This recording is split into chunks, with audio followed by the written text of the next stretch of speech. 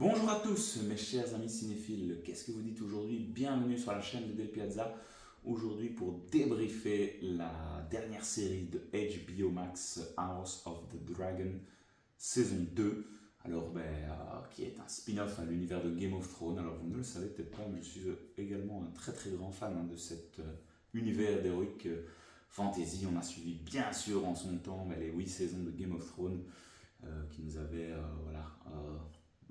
tué le cœur, si on peut dire ainsi, par ces moments forts et cette fin de saison qui avait été un petit peu difficile. Donc ça c'est pour resituer un petit peu les choses dans leur contexte. Et puis quand ce spin-off sur House of the Dragon s'était annoncé, je ne savais pas trop à quoi m'attendre. Je l'ai accueilli de manière un peu sceptique, hein, vu, on va pas se mentir, un petit peu la fin quand même, hein, la fin, un petit peu la mauvaise qualité de cette dernière saison 8. Je ne savais pas trop à quoi m'attendre sur ce que House of the Dragons allait proposer. Et la saison 1, je trouvais, était assez chouette. Ça mettait quand même pas mal de choses en place, la dynastie Targaryen notamment, et tout leur héritage, quelques années bien avant les événements de Game of Thrones, où vraiment les Targaryens étaient à ce moment-là au sommet de leur puissance, avec de multiples dragons. Et donc, on a pu retrouver de chouettes personnages, notamment Rhaenyra, l'héroïne principale de cette série.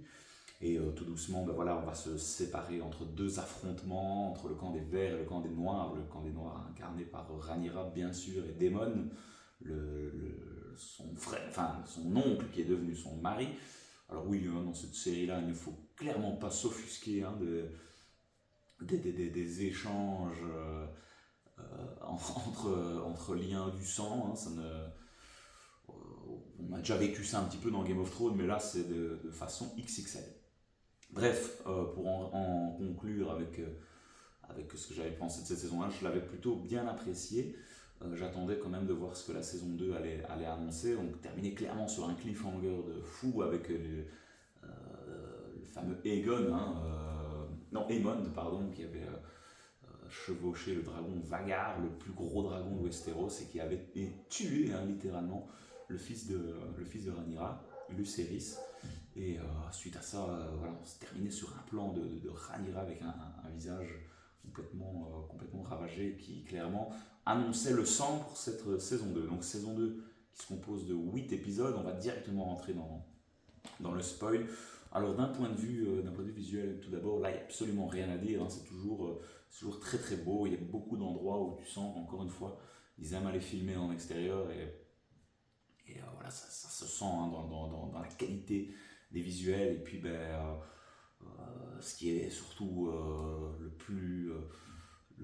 ce qu'on attend le plus, c'est ces fameux visuels de dragon, on sait que c'est pas toujours évident, et là on sent qu'il y a quand même, je pense, du budget qui a été mis là-dedans. En même temps, une série qui propose des combats de dragons et des batailles épiques, on espère ne pas être déçu. Alors sur ces 8 épisodes, je dirais de manière générale, je les ai trouvés pas très équilibrés, dans le sens où on a vraiment un épisode qui va nous mettre sur le cul, ce fameux épisode 4, au combat des perchefreux, des freux, quelque chose comme ça, où vraiment on va se retrouver avec un affrontement entre Rhaenys, la reine qui ne le fut jamais, et qui va tomber littéralement dans une embuscade tendue par Aemond.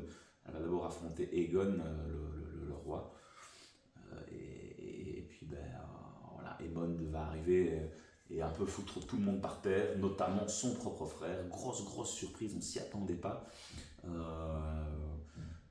Enfin si, le personnage était avide de pouvoir, mais en tout cas à ce moment-là, il a clairement profité de cette opportunité de voir son frère en pleine difficulté pour le mettre KO. Et donc il y a vraiment cet événement de milieu de saison qui va vraiment tout changer, où le camp des Noirs vont perdre finalement Rhaenys, une des dragonnières les plus expérimentées de Westeros. Et et puis ben voilà, Rhaenyra se retrouve sans Daemon, on y reviendra après à son cas à lui, et donc il va falloir clairement se renforcer. Rhaenyra qui est clairement son dragon capable de rivaliser avec le fameux Vhagar. Et donc ben, elle va choisir tout doucement des personnes qui auraient un lien du sang, hein, des bâtards si on peut les appeler ainsi. Et donc on va retrouver notamment un des fils cachés de Corlys Velaryon qui va prendre le dragon, le fameux dragon de l'ancien mari de Rhaenyra, et le fils de Rhaenys et de Corlys Velaryon. Et donc ouais, c'était assez bien joué finalement, hein, avec ce personnage. Moi je m'y attendais pas trop à ce qu'il chope un dragon, et en 2 épisodes, boum, on a 3 gros dragons qui vont arriver à choper un dragonnier et rejoindre Rhaenyra, notamment le fameux Hugues Marteau et Uf, le rigolo de service. Au début, je vous avoue, celui-là, je pensais qu'il allait, il allait trahir Rhaenyra et qu'il allait se rendre du côté d'Aegon, mais là, on se retrouve, voilà, j'ai beaucoup aimé à la fin de l'épisode 7, où il y a Aemon qui arrive vers Père Dragon, et là, il y a Rhaenyra avec ses 3 dragons qui sont là, prêts à agir, et Aemon qui fait demi-tour. Ça, c'était assez chouette aussi.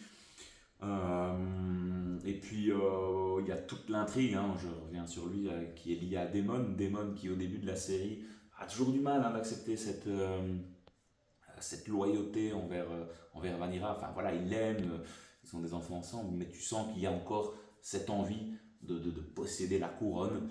Et donc il va partir de son côté pendant toute la saison à Harrenhal, hein, Harrenhal qu'on avait déjà aussi pu voir dans ce grand château au milieu du Conflent, et qui peut être un point stratégique. Et puis pendant toute la saison, il va vouloir remettre à flot cette forteresse. Et il va tomber sur une sorcière, et bon, si on comprend, bah, elle va, je m'imagine, un peu l'empoisonner. Et ben, il va avoir des visions tout le long, quoi. Alors, ça permet de revoir des petits caméos, hein, notamment de Rhaenyra en jeune, incarné par Emilia Alcock, et notamment l'acteur de Viserys, que j'avais beaucoup aimé dans la première saison, qui faisait un job assez chouette. Mais donc, voilà, à part ça, c'est assez lent, hein, et à chaque fois, je trouve que l'intrigue de Daemon a mis beaucoup de temps. C'était la moins intéressante, hein, clairement. Même si on peut quand même lui donner, c'est celle qui aura une conclusion à la fin de cette saison, parce que le final est assez décevant, on y revient après. Mais voilà, Daemon est le seul qui à la fin, grâce à ses visions, va voir l'utilité, l'importance que ce soit Rhaenyra sur le trône de fer, afin que ben, voilà, les choses puissent suivre le destin, puisse continuer jusque ben, à ce moment précis qu'on a vu dans Game of Thrones, avec Daenerys qui doit avoir ses dragons pour pouvoir affronter les marcheurs blancs, chose que voilà, on avait eu la chance de voir. Et donc Daemon à la fin accepte enfin de se soumettre à sa reine, à Rhaenyra, et il lui fait serment d'allégeance dans une très belle scène. Alors, du côté des Verts, on retrouve aussi Mélissande, la reine qui va tout doucement tourner un peu en rond. Du côté de Port-Réal, elle va perdre clairement en puissance, hein, ce personnage-là, où au début c'était un peu elle qui avait encore la possibilité de donner quelques conseils, mais au fur et à mesure elle se fait évincer du conseil restreint, tout comme son père d'ailleurs, Otto Hightower. Les Hightower, c'est pas leur saison, hein, sur cette partie, sur cette deuxième saison. Donc se font complètement évincer du conseil restreint. Et Mond va clairement prendre l'ascendant, devenir le prince régent. Et puis il fait, c'est clairement le personnage badass, hein, du côté du camp des Verts, qui est complètement fou, hein, ceci dit. D'ailleurs, on l'appelle à un moment le roi fou, petit clin d'œil quand même aussi, hein, le père de Daenerys Targaryen. Et puis Elena, qui va pendant toute la saison aussi nous taper une dépression. Forcément, ben voilà, elle a vécu un moment terrible, hein, avec ces assassins dans le premier épisode qui ont été envoyés pour tuer l'un de ses enfants, un fils pour un fils. Voilà, c'était assez dégueulasse, hein, d'ailleurs ce passage là. donc bon voilà, pas beaucoup d'intrigues. Si on est à la fin, elle commence un peu à se révéler. On voit qu'elle communique aussi avec Daemon lors de cette vision. Donc, elle a l'air de maintenant comprendre et d'arriver à contrôler ses visions un peu comme la corneille à trois yeux le faisait. Donc elle dit clairement à Aemon que peu importe ce qu'il fasse, il finira par mourir brûlé et que Aegon de toute façon reviendra pour être roi. Donc est-ce qu'elle nous spoil la suite de la série ou voilà, on verra bien. Alors j'ai pas lu les bouquins, donc je sais qu'il y a beaucoup de gens qui connaissent déjà un petit peu la trame de ce qui devrait se passer par la suite, ce qui n'est pas mon cas. Après, à côté de ça, moi j'ai bien aimé aussi Aegon finalement, qui lui aussi, hein, c'est sa chute aux enfers où il perd son enfant, il va perdre son dragon. Enfin, ça aussi, on n'est pas non plus tout à fait sûr. Il est là dans son lit agonisant et voilà, il est tétanisé, le pauvre, par ce que lui a fait son frère. Et à la fin, il va carrément s'enfuir avec Larys Ford, hein, le rat, ce petit saligo qui manipule tout le monde dans les couloirs de Port-Réal. Donc, ouais, c'est un duo qui risque aussi de faire mal à la suite. Puis il y a le personnage de Miseria que j'ai quand même bien apprécié aussi, qui va clairement devenir la conseillère numéro 1 de Rhaenyra, hein, chez qui elle arrive vraiment à dire voilà, envoie de la nourriture au peuple de Port-Réal afin de remettre le peuple un petit peu dans ta poche. Alors il y a eu une polémique parce qu'il y a eu un petit bisou lesbien à la fin.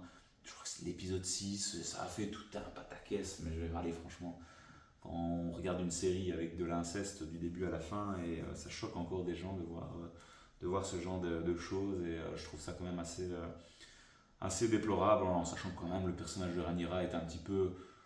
Voilà, il y a quand même eu une petite alchimie assez proche entre elle et Alicent, donc je veux dire, il n'y avait pas d'ambiguïté par rapport au fait que voilà, elle avait clairement, je pense, une bisexualité. Bon, voilà, il y a encore des gens que ça offusque aujourd'hui, c'est malgré tout bien dommage. Alors on retrouve quelques familles qu'on a vues, notamment voilà, au tout début les Stark, c'est aussi petit clin d'œil avec la musique, bien sûr iconique.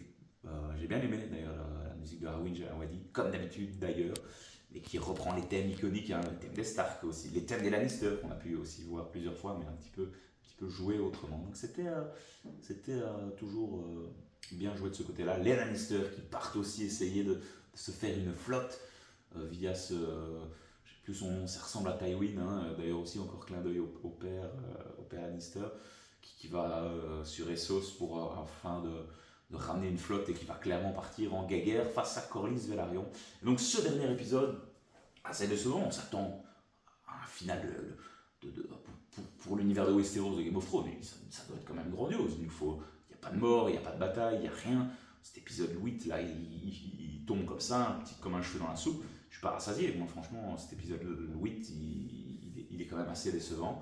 Alors, ok, à la fin de la saison 1, on nous disait, ouais, ça va être la guerre.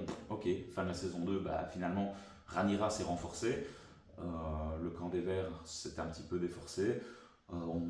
Voilà, mais on tourne un peu en rond. Alors il y a la sœur de Lena qui va partir au Val des Arines, je pense, et qui va trouver un dragon à la fin. Même chose, on imagine bien qu'elle va finir par le contrôler, mais je veux dire, ça a pris toute la saison pour ça. Donc il y a plein d'intrigues en fait qui n'ont pas eu de coupure, et je trouve ça quand même assez dommage. Je pense que c'est une saison de transition. Il y a vraiment cet épisode 4, encore une fois, qui m'a retourné le cerveau, où je ne m'attendais pas à l'épisode 4 avoir une bataille comme ça. Mais il va falloir attendre 2 ans maintenant pour avoir la saison 3. Je pense qu'ils partent sur une idée de 4 saisons, ils n'iront pas plus loin.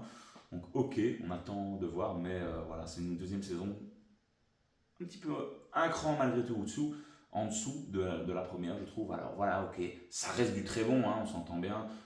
Ça met clairement une double vitesse à plusieurs séries qu'on a l'habitude de regarder la plupart du temps.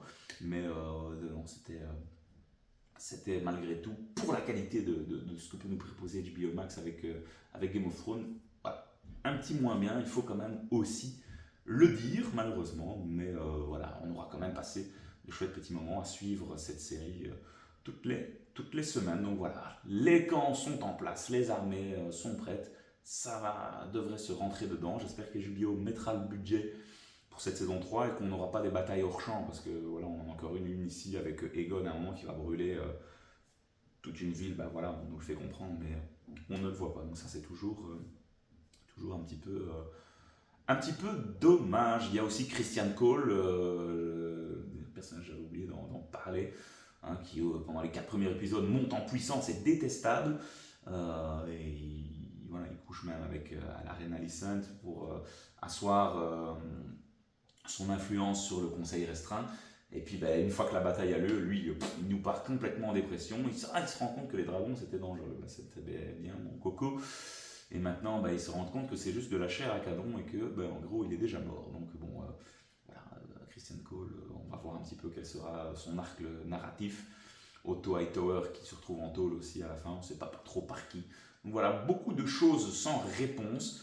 On devra attendre 2 ans pour en conclure. Donc dites-moi vous, hein, ce que vous avez pensé de cette deuxième saison de House of the Dragons. Est-ce que vous l'avez plutôt apprécié ou pas? Rhaenyra revient en force.